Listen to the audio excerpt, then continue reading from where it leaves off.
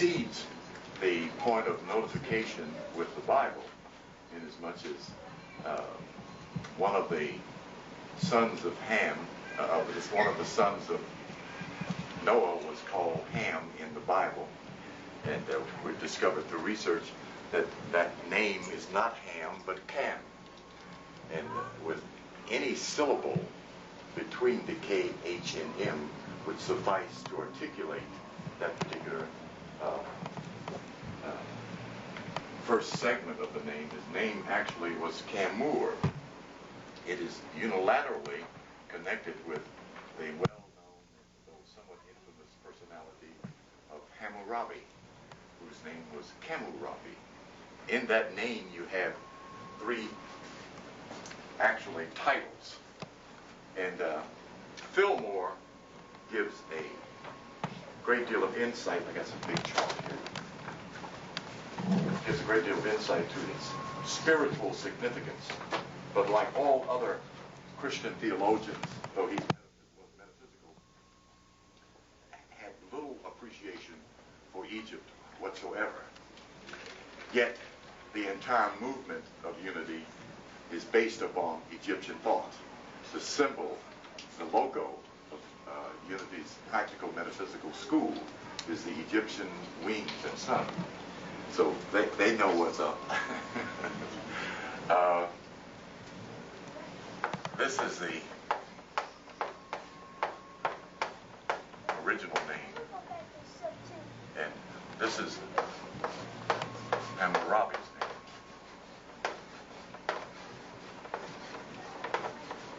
At least that's the way it was pronounced, but these are three names. Cam, Moore, Rabi. Fillmore states in his Metaphysical Dictionary that Ham means black fire or fire. What this woman here, Inez Perry, states about this concept.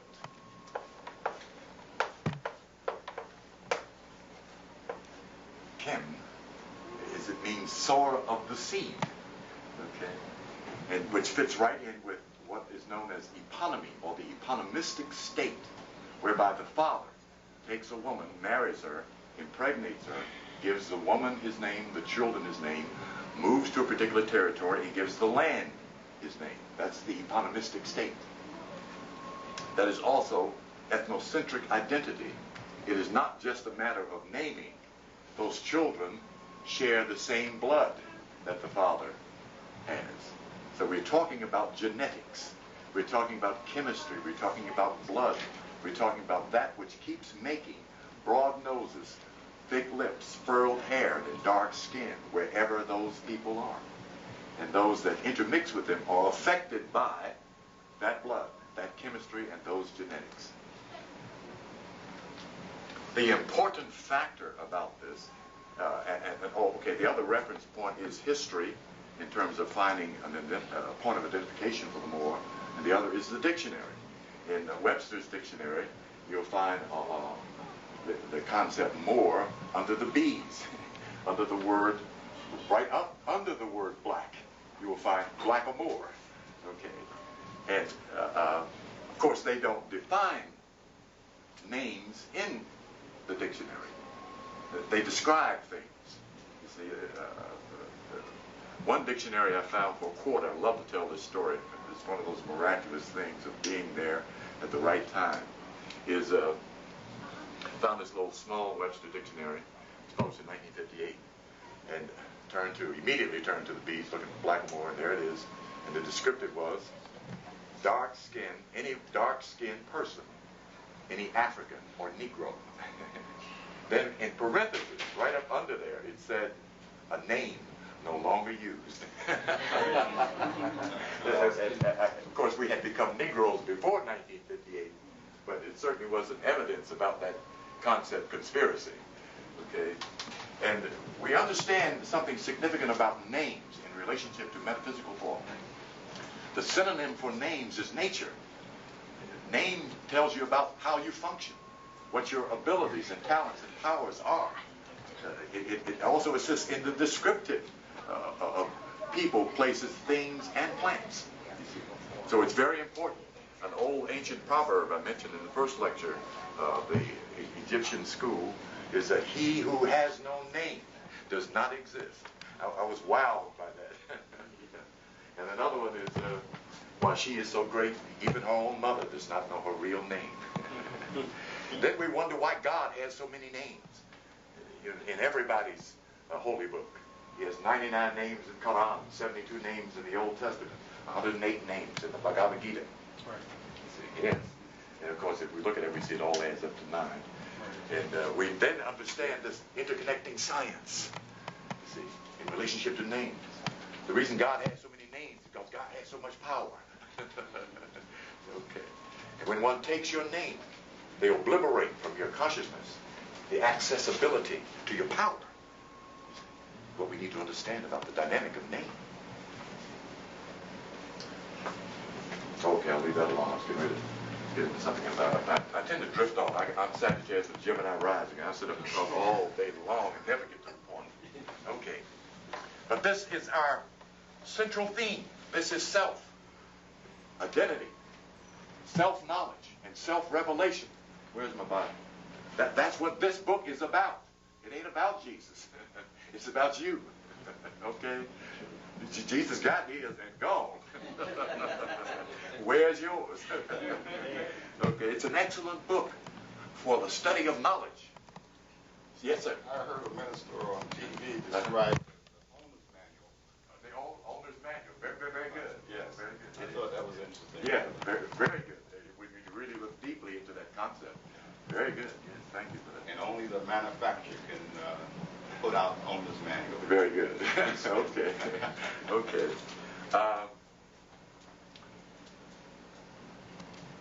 The name itself is not given in anybody's text. In the book that I showed the brother back there, which is the best thing we've ever had, yes, on Moore's history.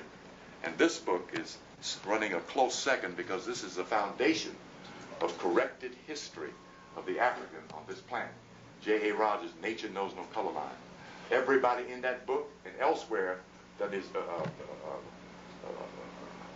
after 1931, that's when he first published this particular book and his other books, make reference to J.A. Rogers' works. Everyone. Okay. On page 69, the title of the first chapter is The Negro as Moor. He gives the definitive of the meaning of the name in one of the chapters, but not interrelated directly to Moore. That's very interesting, which told me J.A. Rogers also was a Mason. Okay, those are the ones who know and can't tell. Say that again? Those are the ones who know and can't tell. They're sworn to an oath to keep the secret. Yeah, I'm digressing here, but this is important because there are a few new people here who need this knowledge. One brother's already into this science, but he needs the rest of these keys to know he's really on the right track.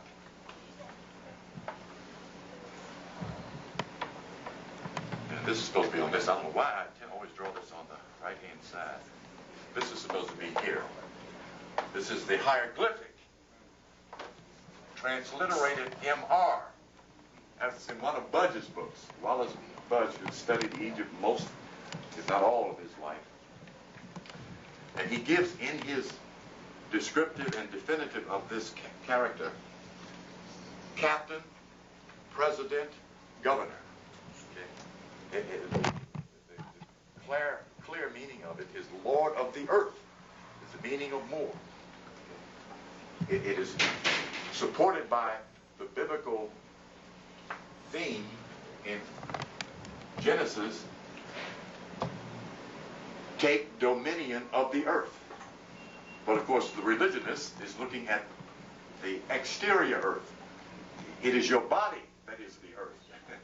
That is what you're supposed to take dominion of. That is what you're supposed to master. If you master your physical self, you master the physical realm. Because all the keys of the physical realm are within yourself. That's one of the reasons why the repeating of the aphorism of the ancient Moors as Egyptians man, know thyself, and to thine own self be true. That's not Jesus talking. That's your ancient ancestors talking. Self-knowledge. Okay. That's the themes we're dealing with, what we're working with.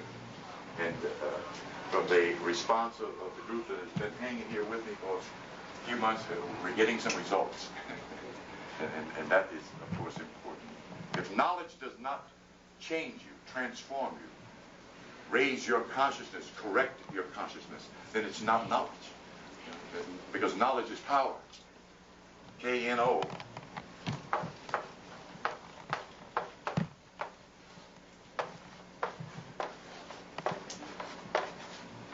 Is the ledge of knowing, or the level of knowing, is what the word knowledge means.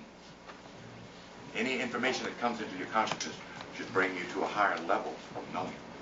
That's real knowledge. The rest is just information or BS.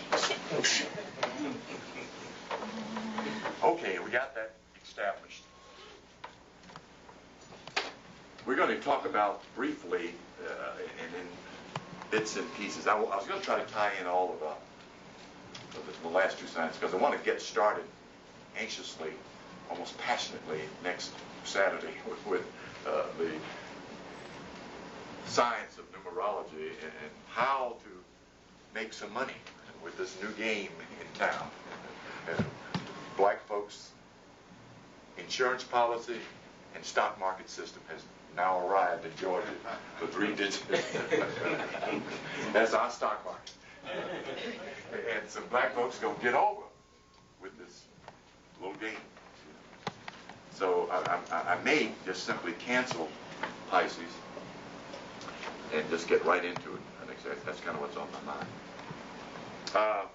We're talking about Aquarius today, and our approach to this level of astrology is not about personality. It's about the inner aspects of the sign, so that we understand that each sign is relevant to each one of us. We are able to be measured in 12 parts, from the crown of the head to the soles of the feet. That these symbols represent a part of our nature. That the energy that comes from the 9 planets that we can now experience, as one brother responded in the Moorish inquiry, there are 12 planets. Well, they may well be, but they're not affecting us. They may be more than 12, I don't know. But we're talking about the ones that are putting us in motion by its influence. That's what the word govern, rule means in astrology, its terminology. It influences the glandular level of our nature. The largest gland we have is our brain. You know, and you all know the sun, Father Ra, was kicking out there 2 weeks or 3 weeks ago, and folks was dropping like flies. Too much sun, too much energy. So we know the planets affect us. But the mundane mentality is simply registered that as just energy minus intelligence.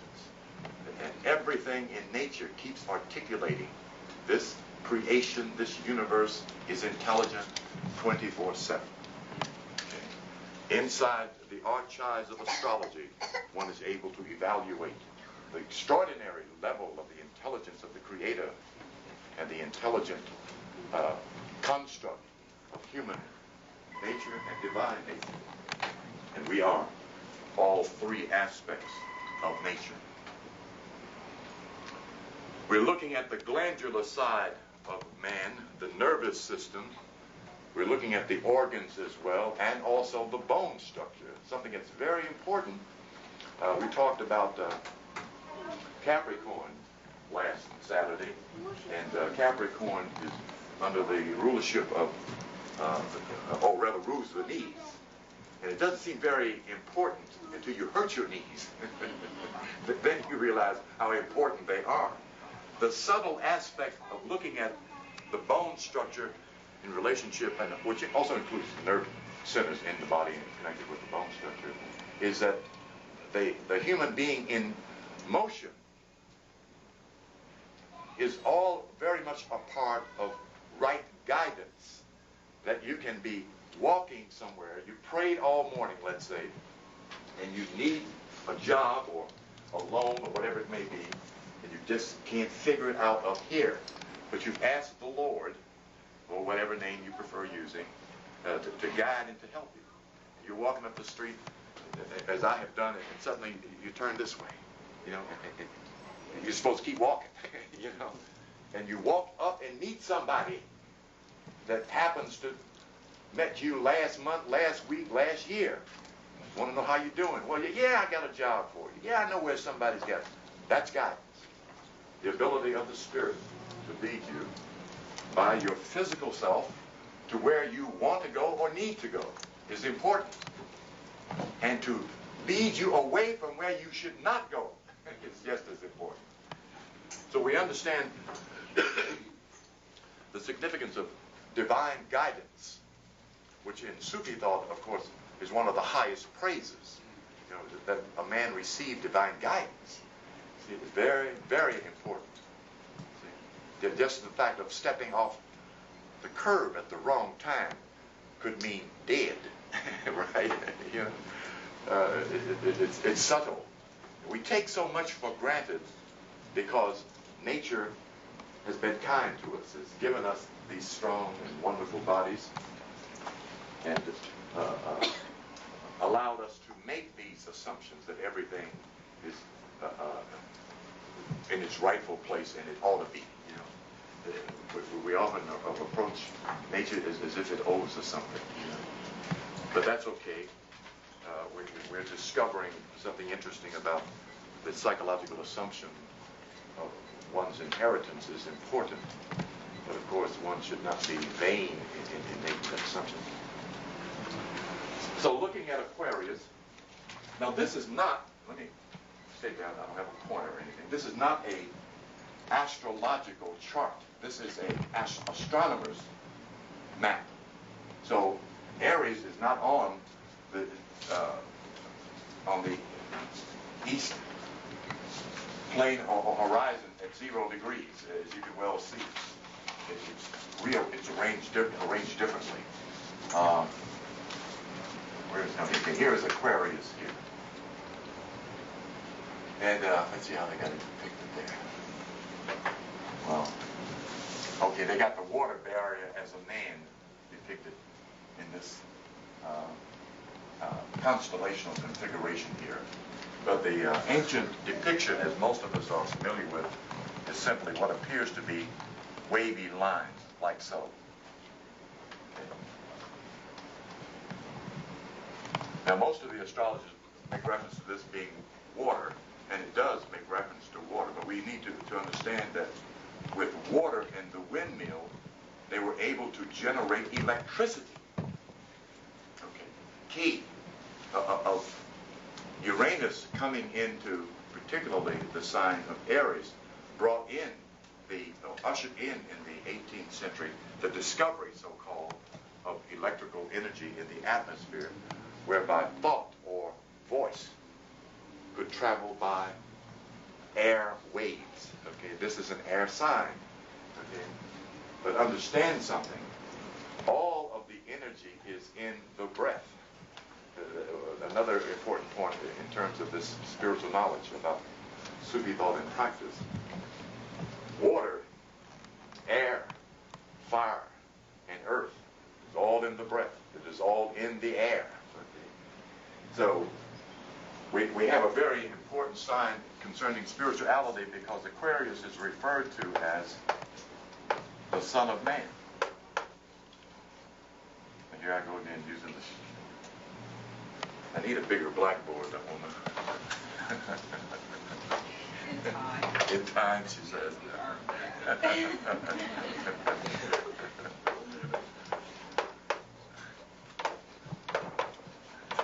The Son of Man. The most appropriate depiction of that title is given in, I think it's in Matthew. The Son of Man must be lifted up, even as the serpent is lifted up in the desert. Okay. Jesus is not talking about himself. He's talking about whoever is the Son of Man. Okay. That's very important, that we understand the deeper level of scriptures to get the insight that the Bible is a blueprint to self-discovery and self-realization. That's what it's for. And when one gets those keys, they see this dialogue that's going on to be purely symbolical and esoteric. You know, the story form almost vanishes as one pulls back the veil of Isis to discover self. I'm going to do some reading here of Aquarius, just to give some information on the sign. I try to avoid the 30-degree delineation. It tends to do some strange things for black. You know, there is astrology, and then there is Negro astrology. And I don't want to feed that level of the science with what we have excerpt from to figure out if the sister don't let me. You know, there's a whole science there. You know, well, what's your sign? You know, so I try to stay pretty close to inside. To stay inside with all of the knowledge, not just astrology, numerology as well, symbology as well. That's where you discover that you are God. It's inside. All of the hints via the sciences of essentially symbology is to let you into that body of knowledge and that truth by degrees. Okay, let me make some statements here about Aquarius. This is an excellent book for studying if you have some other books with it. I don't recommend this particular book. The one I would recommend if you're interested in getting into the delineating that's well written and clear is Isabella Hinckley's book, Astrology or Cosmic Science. If you're just interested in introducing yourself to astrology, Linda Goodman's book does a very good job of giving a personality delineation of all 12 signs. It's very practical, interesting reading. But no one is doing directly the deeper level of astrology in relationship to figuring out what the signs and symbols make reference to in terms of the glandular nature of the body and the nervous system and the bones, except this particular book in relationship to the 12 cell salts, except Inez Perry. And we still haven't come up with this one yet. We're still trying to get this on order. But it's definitely worthy of your attention after you hack your way through Greek mythology in every chapter, but use European, so that makes sense there.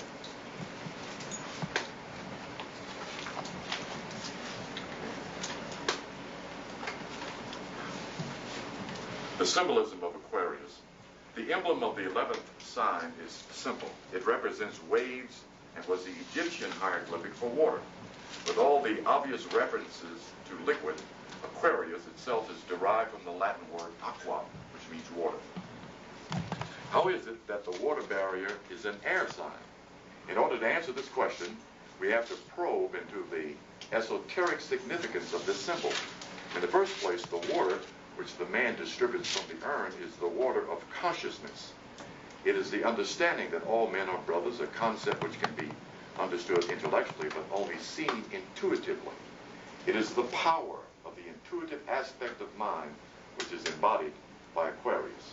So the water barrier is really pouring out knowledge and consciousness and spirit or spiritual substance is what it represents. In personality, it is most assuredly pouring out knowledge or understanding. The astrological motto of Aquarius is I know. And if you talk with an Aquarius in the course of 5 minutes, he or she will say 5 times, yes, I know. Yeah, yes, I know. Yeah, that's right, I know. Don't you know? I mean, they just, you know, it's language that's tied in with consciousness. We all have these things. Like when somebody talks to me, I said, yeah, I see what you mean. I see what you mean. And Pisces says, well, yeah, I believe that too, brother. I believe you. I believe you.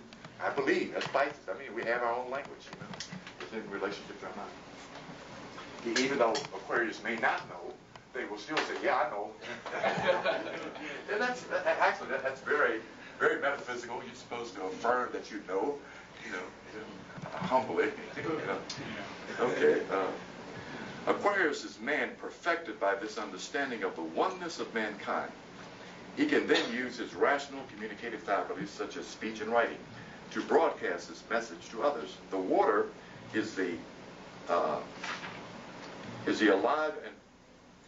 water is alive and pregnant with ideas which can be useful to humanity.